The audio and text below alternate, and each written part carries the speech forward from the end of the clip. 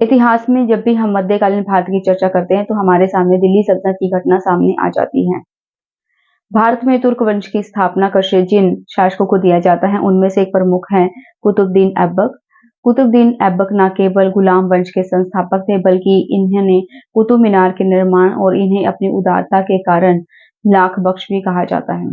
तो आइए आज की इस वीडियो में हम कुतुबुद्दीन ऐबक के जीवन के बारे में, उनकी उपलब्धियों के बारे में और उन्होंने दिल्ली सल्तनत के योगदान में क्या क्या कार्य किए थे उसके बारे में हम जानने वाले हैं। तो चलिए शुरू करते हैं अपने इस टॉपिक को।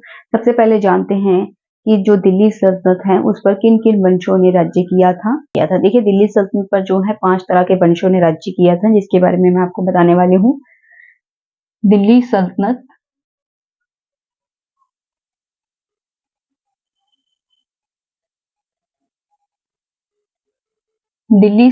पर 5 तरह के वंशों ने राज्य किया।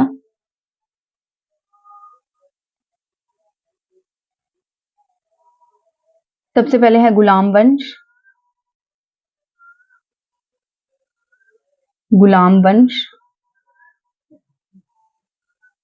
उसके बाद है खिलजी वंश।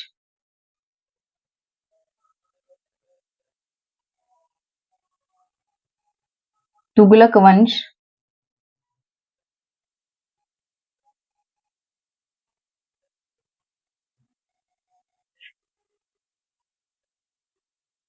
सैयद वंश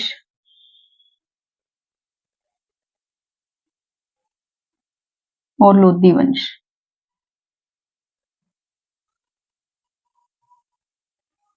इस प्रकार से दिल्ली सल्तनत पर जो है 5 प्रकार के वंशों ने राज्य किया था। सबसे पहले गुलाम वंश के जो शासक हैं उन्होंने राज्य किया, जिनके बारे में हम आज की इस वीडियो में पढ़ने वाले हैं। उसके बाद खिलजी वंश के शासकों ने राज्य किया था। उसके बाद तुगलक वंश के शासकों ने राज्य किया, फिर सैयद वंश के और लास्ट में जो है लोधी वंश के जो शासक थे उन्होंने दिल्ली सल्तनत पर राज्य किया था। ठीक है, तो अब हम जानते हैं कि जो गुलाम वंश है इसके अंतर्गत कौन कौन से जो है वंश शामिल थे। अब जो गुलाम वंश है इसके अंतर्गत जो है गुलाम वंश है, टोटल इसमें 11 शासकों ने राज्य किया था गुलाम वंश के अंतर्गत। ठीक है, और जो गुलाम वंश है इसके अंतर्गत जो है 3 राजवंशों ने राज्य किया था। कुतुबी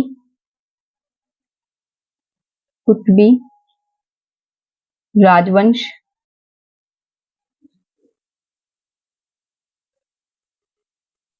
शमसी राजवंश,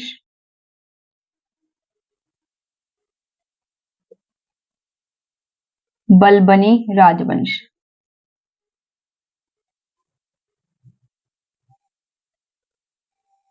ठीक है, तो जो कुतुबी राजवंश है इसके अंतर्गत 2 शासक ने राज्य किया था। एक तो था कुतुबुद्दीन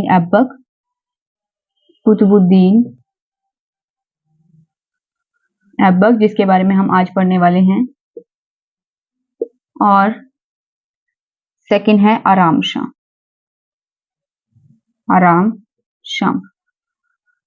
जो कुतुबी राजवंश है इसका संस्थापक था कुतुबुद्दीन ऐबक। ठीक है, और इसका दूसरा शासक था आराम शाह।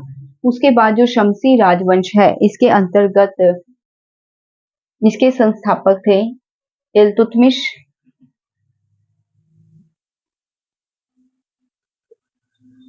और बाद में उनके उत्तराधिकारी रुकनुद्दीन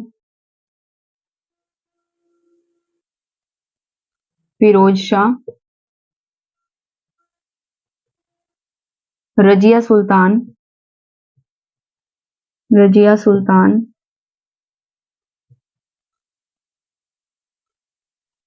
मुइजुद्दीन, बहराम शाह,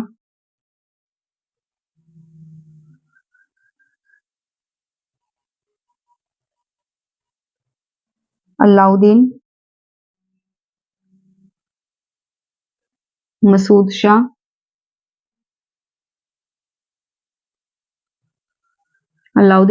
शाह, नासिरुद्दीन महमूद। ठीक है, उसके बाद जो बलबनी राजवंश है इसके अंतर्गत ग्यासुद्दीन बलबन, कैकुबाद,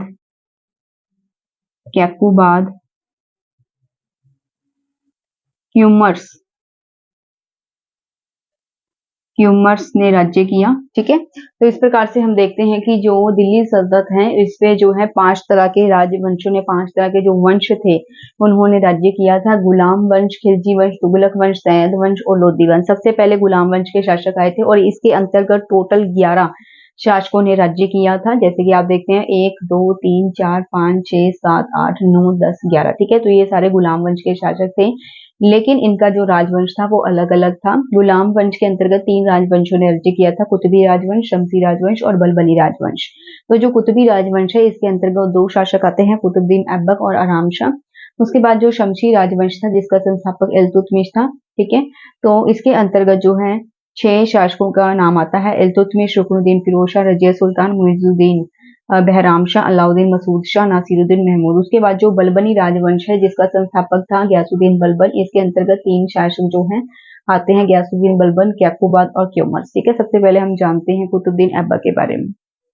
तो चलिए सबसे पहले जानते हैं कुतुबुद्दीन ऐबक कौन था। कुतुबुद्दीन ऐबक मोहम्मद गौरी का एक गुलाम था। जैसे हमने पिछले पढ़ा था, पिछले वीडियोस में, कि जो मोहम्मद गौरी है उसके बहुत सारे गुलाम थे जिसमें उसका जो राज्य है उसको बांटा गया था। तो इस प्रकार से जो कुतुबुद्दीन ऐबक है यह भी मोहम्मद गौरी का गुलाम था। ठीक है, मोहम्मद गौरी का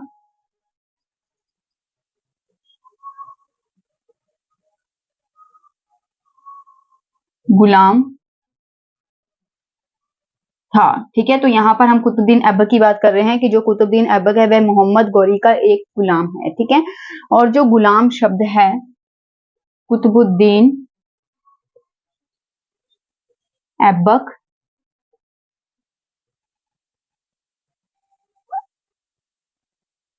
ठीक है, जो कुतुबुद्दीन ऐबक है ये मोहम्मद गौरी का गुलाम है। और जो ऐबक वर्ड है, ऐबक शब्द, ठीक है, ये एक तुर्की भाषा का शब्द है, तुर्की भाषा का शब्द है जिसका अर्थ होता है चंद्रमा का देवता, चंद्रमा का देवता।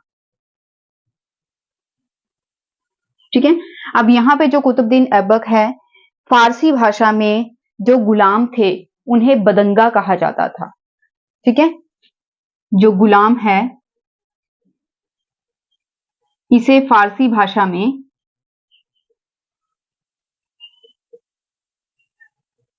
बदंगा कहा जाता था। बदंगा, बदंगा का अर्थ क्या होता है, इन्हें पहले सैनिक कार्यों के लिए, जो गुलाम थे ना, इन्हें पहले सैनिक कार्यों के लिए जो है खरीदा और बेचा जाता था। पुराने समय में, प्राचीन समय में जो गुलाम थे उन्हें मंडियों में, बाजार में, मंडियों में बेचा और खरीदा जाता था।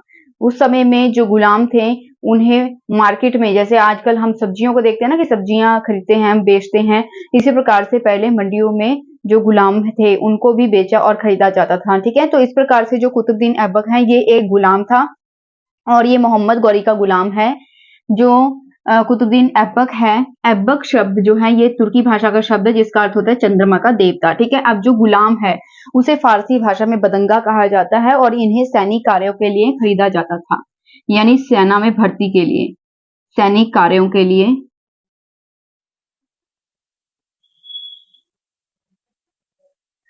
ठीक है, सैनिक कार्यों के लिए इन्हें खरीदा जाता था प्राचीन समय में। और यहाँ पर अगर हम बात करें कि जो कुतुबुद्दीन ऐबक है तो इसे बाजार से किसने खरीदा, तो बचपन में ही वह निशापुर के बाजार में लाया गया और उसे काजी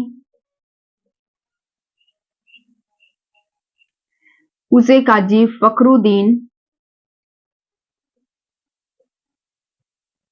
अब्दुल अजीज कुकी के द्वारा खरीदा गया। ठीक है, अब यहां से जो कुतुबुद्दीन ऐबक है, ठीक है, बचपन में ही उसे निशापुर के बाजार में लाया गया। बाजार का नाम है निशापुर बाजार। ठीक है, जहां पर उसे लाया गया था और वहां पर उसे जो है काजी फखरुद्दीन अब्दुल अजीज कुकी ने खरीदा, जहां से उसे जो है मोहम्मद गौरी के दरबार में लाया गया। उसने गौरी के साथ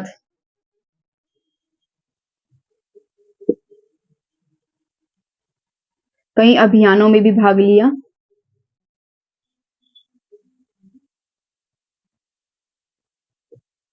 जिससे खुश होकर मोहम्मद गौरी ने उसे अमीर ए आखूर की अमीर आखूर की पदवी जो है दी, यानी अमीर आखूर जो है पद पर नियुक्त किया। यानी ये कौन सा पद होता है? शाही अस्तबल का प्रधान नियुक्त किया।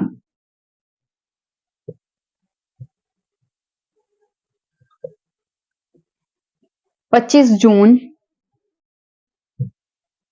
1206 को लाहौर में उसका राज्याभिषेक हुआ।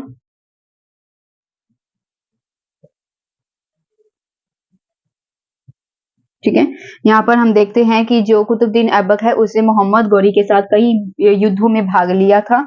ठीक है, और जिससे खुश होकर जो मोहम्मद गौरी है उसने उसके जो है टैलेंट को देखते हुए, उसकी योग्यता को देखते हुए उसे अमीर आखूर के पद पर नियुक्त किया। ये कौन सा पद होता है? ये शाही अस्तबल का प्रधान।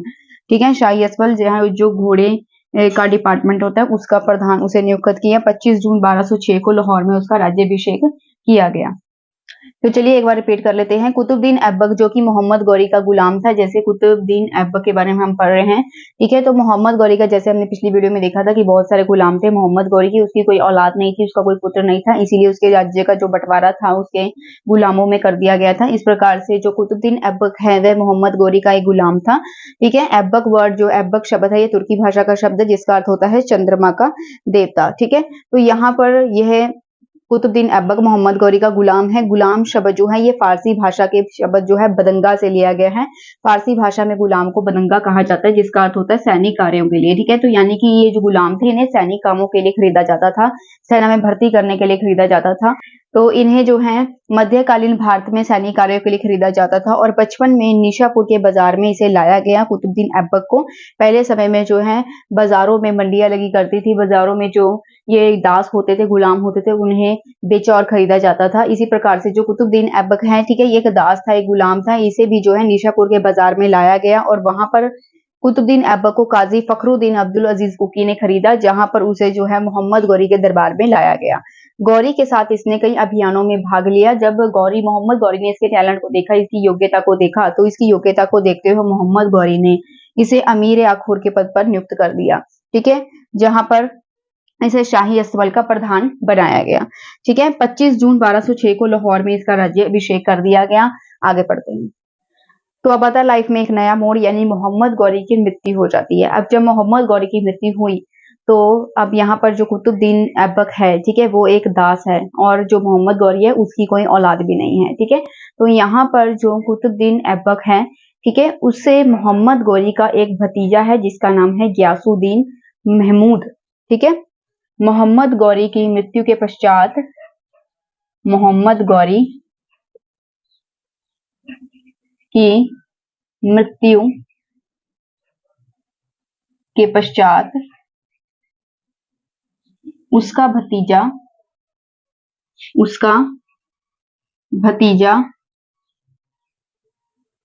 गयासुद्दीन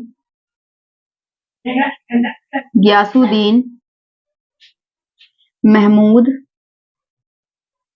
अब जो गयासुद्दीन महमूद है, तो यहाँ पर मोहम्मद गौरी की जब मृत्यु हुई तो उसके बाद उसका जो भतीजा जिसका नाम है गयासुद्दीन महमूद, ठीक है, गयासुद्दीन महमूद जो है उसने जो है कुतुबुद्दीन ऐबक को अब एक पत्र भेजा।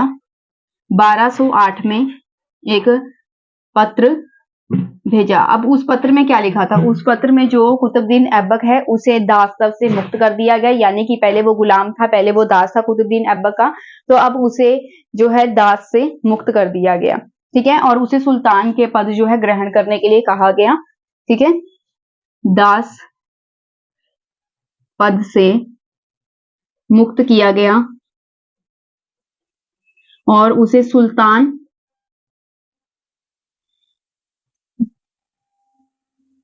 सुल्तान का पद ग्रहण करने के लिए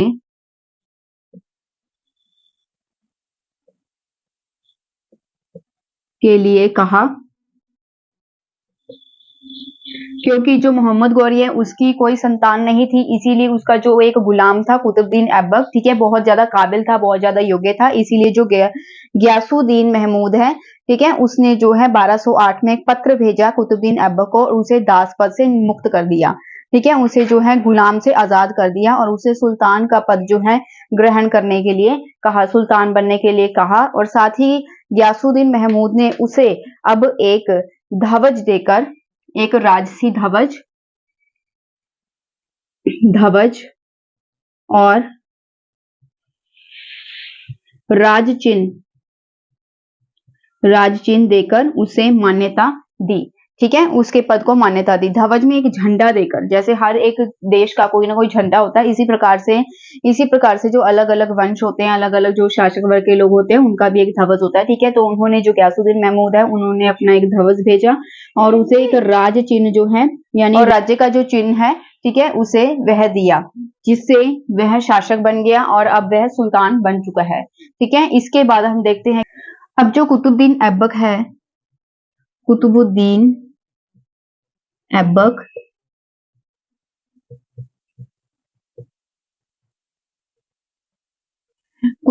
ऐबक ने अपनी पुत्री का विवाह, यहाँ पर जो कुतुबुद्दीन ऐबक है उसका भी एक दास है जिसका नाम है इल्तुतमिश।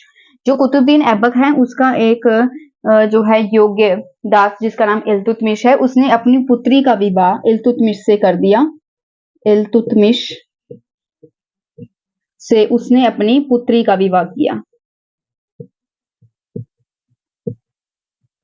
ठीक है। अब जो इल्तुतमिश है वह भी एक गुलाम है, किसका? कुतुबुद्दीन ऐबक का, ठीक है। इस प्रकार उसने इल्तुतमिश के साथ अपनी पुत्री का विवाह किया, तो उसने अपना जो विवाह है, अपना विवाह कुतुबुद्दीन ऐबक ने यल्दौज की पुत्री के साथ किया, ठीक है। अब जो कुतुबुद्दीन ऐबक है उसने अपना विवाह किया यल्दौज की पुत्री के साथ, जो कि मोहम्मद गौरी का एक और गुलाम था। और यहाँ पर जो कुतुबुद्दीन ऐबक है उसने अपनी बहन का विवाह, ठीक है, अपनी बहन का विवाह नासिरुद्दीन कुबाचा के साथ किया, ठीक है। तो एक बार रिपीट कर लेते हैं। मोहम्मद गौरी की मृत्यु के पश्चात उसका जो भतीजा, क्योंकि मोहम्मद गौरी की कोई औलाद नहीं थी, कोई पुत्र नहीं था, इसीलिए अब उसकी जो गद्दी थी वो खाली थी, इसीलिए उसका जो एक भतीजा था जिसका नाम था गयासुद्दीन महमूद, उसने कुतुबुद्दीन ऐबक को एक पत्र भेजा जिसमें उसे दासता से मुक्त कर दिया था, गुलाम से मुक्त कर दिया था, क्योंकि गद्दी पे तभी बैठ सकते हैं जब कोई भी जो गुलाम है वह गद्दी पे नहीं बैठ सकता, कोई भी गुलाम जो है वह राज्य नहीं कर सकता। इसीलिए सबसे पहले गयासुद्दीन महमूद ने एक पत्र भेजकर जो कुतुबुद्दीन ऐबक है उसे दासता से मुक्त किया, उसे दास पद से आजाद कर दिया और उसे सुल्तान का पद ग्रहण करने के लिए कहा। उसे एक ध्वज और राज चिन्ह भी भेजा, ठीक है, ध्वज मीन झंडा, उन्होंने अपने राज्य का एक झंडा और एक राज चिन्ह भी भेजा, ठीक है। और अब जो कुतुबुद्दीन ऐबक है वह गद्दी पे बैठा। उसके बाद जो कुतुबुद्दीन ऐबक जो है उसने अपनी बहन का विवाह किया नासिरुद्दीन कुबाचा के साथ, जो कि मोहम्मद गौरी का एक गुलाम था, क्योंकि मोहम्मद गौरी के और भी गुलाम थे जिसके बारे में मैंने पिछली वीडियो में अपना जिक्र किया हुआ है, आप जाकर पहले देख सकते हैं कि जो कुतुबुद्दीन ऐबक है उसने अपनी बहन का विवाह नासिरुद्दीन कुबाचा के साथ किया। उसके बाद जो कुतुबुद्दीन ऐबक है उसका एक गुलाम था जिसका नाम था इल्तुतमिश, बहुत ज्यादा काबिल था, योग्य था, इसीलिए कुतुबुद्दीन ऐबक ने इल्तुतमिश के साथ अपनी पुत्री का विवाह किया। और उसके बाद कुतुबुद्दीन ऐबक ने अपना विवाह किया था यल्दौज की पुत्री के साथ, ये भी मोहम्मद गौरी का एक गुलाम था। आगे पढ़ते हैं। नालंदा विश्वविद्यालय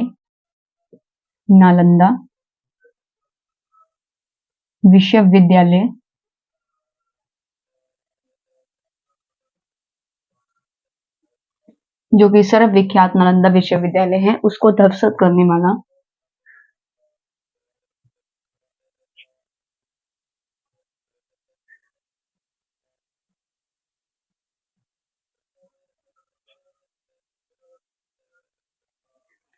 बख्तियार खिलजी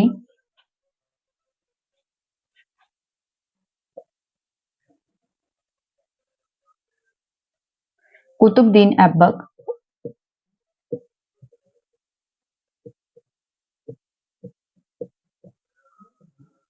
का महान सेनानायक था,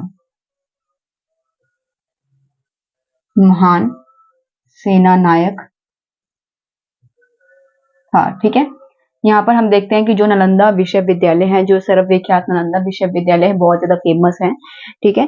तो उसे भी जो है नष्ट किसने किया था, जो कि कुतुबुद्दीन ऐबक का एक महान सेनानायक था जिसका नाम था बख्तियार खिलजी, ठीक है। उसने जो है नालंदा विश्वविद्यालय को ध्वस्त किया, नष्ट किया। उसके बाद जो है बख्तियार खिलजी की जो मृत्यु है, बख्तियार खिलजी की मृत्यु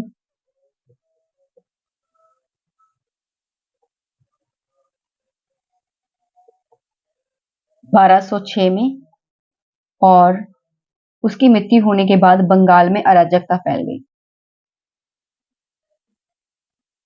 पश्चात बंगाल में अराजकता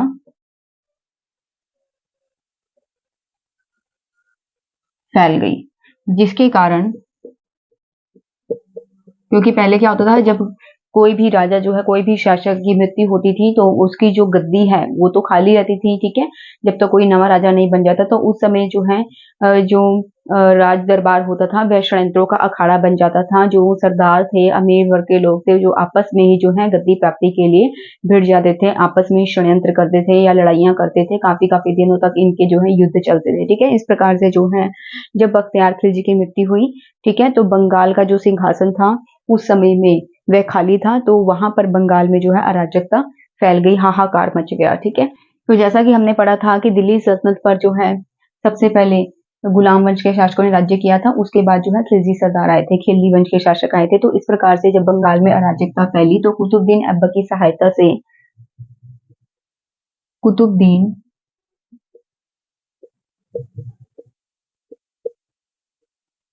की सहायता से बंगाल पर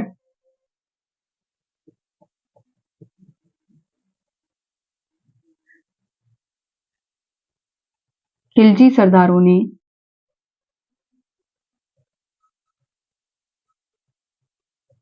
अली मर्दान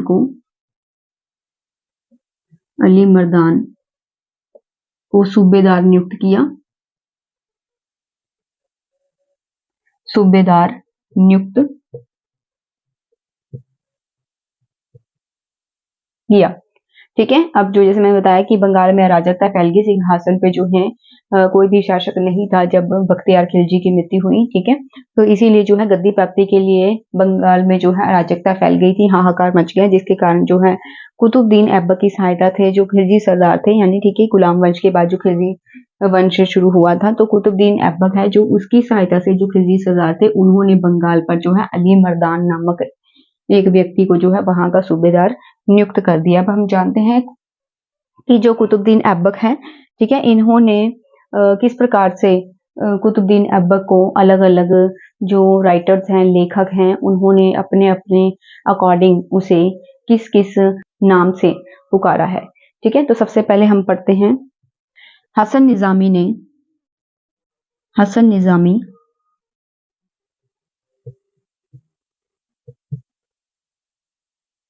इसे लाख बख्श कहा, लाख बख्श, ठीक है। लाख बख्श का अर्थ होता है लाखों का दानी, ठीक है, लाखों का दानी। हसन निजामी ने उसे लाख बख्श क्यों कहा, यानी ये टाइटल क्यों दिया, इसकी उदारता के कारण, कि ये बहुत उदार, बहुत दयालु था, ठीक है, लोगों की मदद करता था, इसीलिए जो हसन निजामी है उसने इसे जो है लाख बख्श कहा, ठीक है, उदारता के कारण। ये बहुत नम्र स्वभाव का था। उसके बाद है फरिश्ता के अनुसार अगर कोई व्यक्ति जो है बहुत ज्यादा दान देता था तो उसे अपने समय का ऐबक कहकर जाना जाता था, ठीक है, बहुत अधिक दान देने वाले व्यक्ति को अपने समय का ऐबक कहते थे, ठीक है। उसके बाद है मिन्हाज उस सिराज। जो मिन्हाज उस सिराज है, मिन्हाज उस सिराज, मिन्हाज उस सिराज ने जो है कुतुबुद्दीन ऐबक को हातिम ताई द्वितीय कहा, हातिम ताई द्वितीय कहा, ठीक है। और उसने जो हातिम ताई द्वितीय इसे कहा था क्योंकि ये न्याय देने में भी बहुत ज्यादा अच्छा था, ठीक है। ये एक न्यायपूर्ण राजा था, न्यायपूर्ण, ठीक है, राजा था, यानी कि सुल्तान था न्यायपूर्ण, जो कि न्याय देता था लोगों को।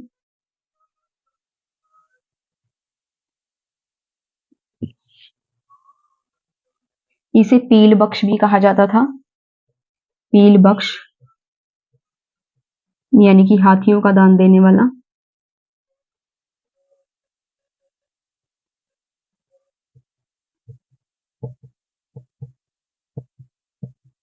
इसे कुरान खां के नाम से भी जाना जाता था, कुरान खां। जब इसने कुरान का पाठ पढ़ना सीख लिया तो उसके बाद इसे कुरान खां भी कहा जाता था।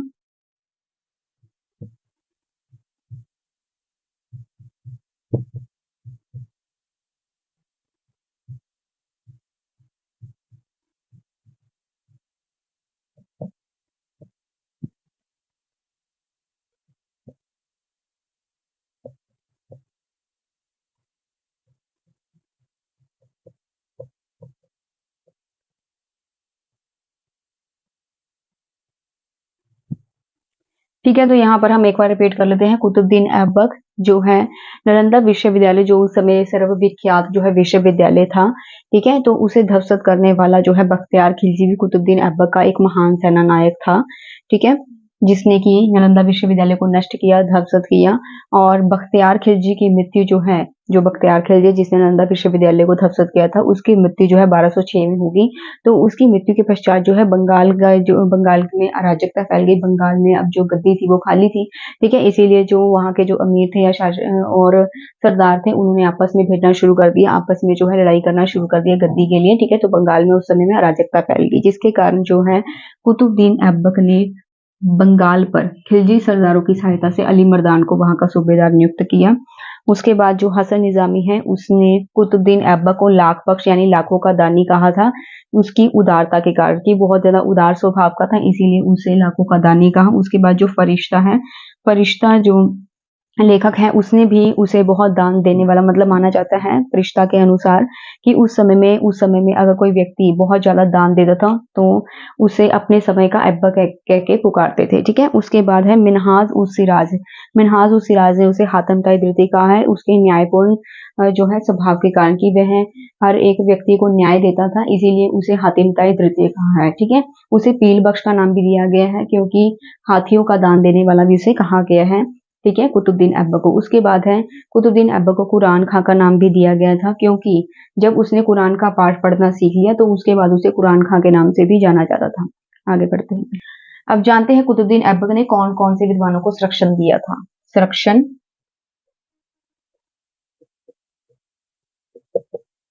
कुतुबुद्दीन ऐबक ने हसन निजामी और फखरे मुदब्बिर,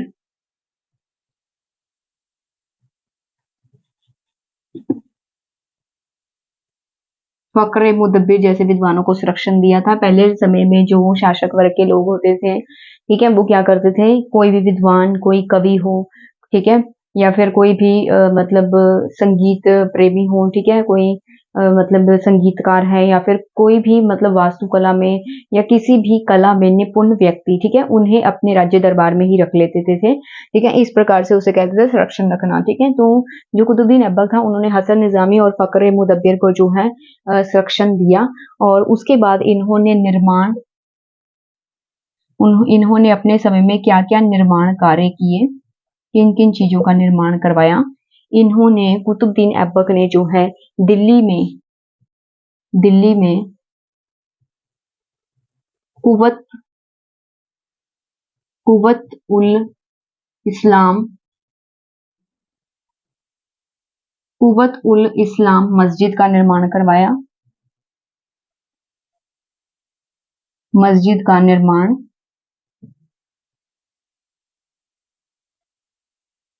ठीक है, जो कि पहले एक जैन मंदिर था, पहले जैन मंदिर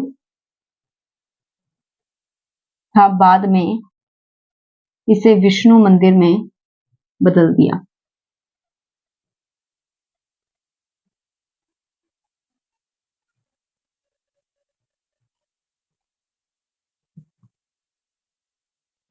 ठीक है, इन्होंने अजमेर में 2.5 दिन का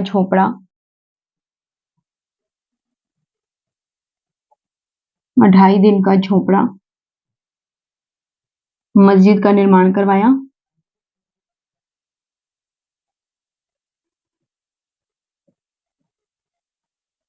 ठीक है, इन्होंने दिल्ली में किला ए राय पिथौरा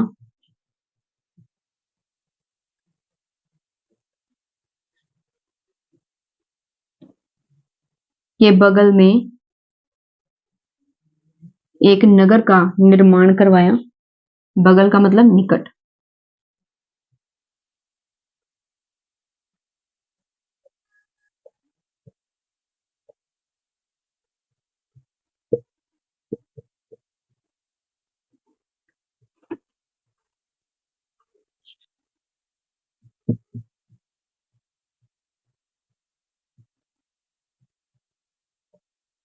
जो दिल्ली के प्राचीनतम 7 नगरों में से एक माना जाता है।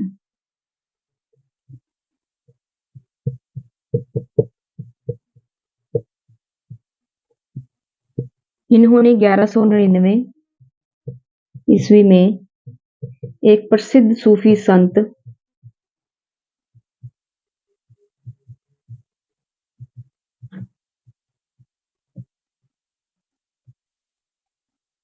बख्तियार काकी के सम्मान में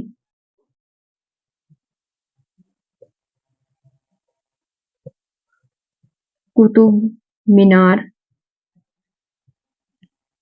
का निर्माण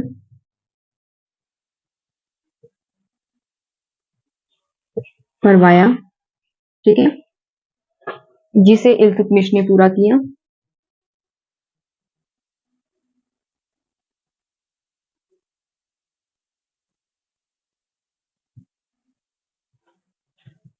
ठीक है, तो एक बार रिपीट कर लेते हैं। जो कुतुबुद्दीन ऐबक है, इन्होंने अपने राज्य में हसन निजामी और फकरे मुदब्बिर जैसे विद्वानों को संरक्षण दिया था। ठीक है, कि पहले टाइम में क्या होता था कि जो राजा वर्ग के लोग होते थे, शासक वर्ग के लोग होते थे, वो क्या करते थे, अगर उनके राज्य दरबार में कोई महान संगीतकार या कोई कवि, ठीक है, या अलग अलग जो है कला प्रेमी जो लोग थे, जो कि एक्सपर्ट थे अपनी कला में, कोई चित्रकार हो गया, ठीक है, इस प्रकार के जो होते थे विद्वान, उनको अपने राज्य दरबार में ही रख लेते थे। ठीक है, वो अपने राज्य दरबार की उसे शोभा मानते थे। तो इस प्रकार से जो है कुतुबुद्दीन ऐबक ने हसन निजामी और फखर मुदब्बिर जैसे विद्वानों को संरक्षण दिया अपने राज्य में। उसके बाद है निर्माण कार्य की कुतुबुद्दीन ऐबक ने कौन कौन से कार्य किए थे अपने शासन काल के समय में। उन्होंने दिल्ली में कुव्वत उल इस्लाम मस्जिद का निर्माण करवाया था। दिल्ली के अंदर एक मस्जिद का निर्माण करवाया जिसका नाम था कुव्वत उल इस्लाम मस्जिद। ठीक है, जो कि पहले एक जैन मंदिर था, जैनियों को मंदिर रहता था, बाद में वो विष्णु मंदिर में कन्वर्ट हो गया था। ठीक है, तो पहले समय क्या होता है, अगर कोई मुस्लिम शासक है,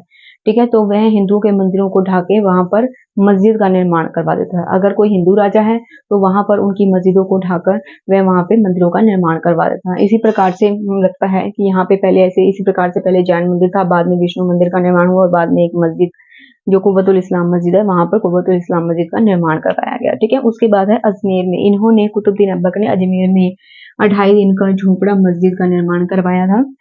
ठीक है, दिल्ली में किला राय पिथौरा के बगल में, ठीक है, बगल में यहाँ पर निकट, ठीक है, नजदीक एक नगर का निर्माण करवाया था जो कि दिल्ली के प्राचीनतम 7 नगरों में से एक माना जाता है।